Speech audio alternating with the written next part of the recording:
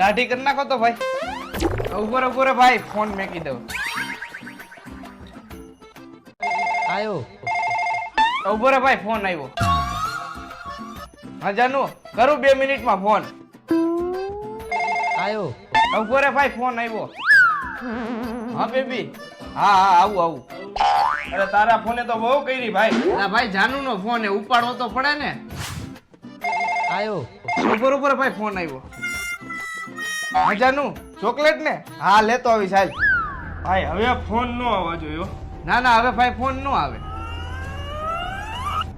આયો.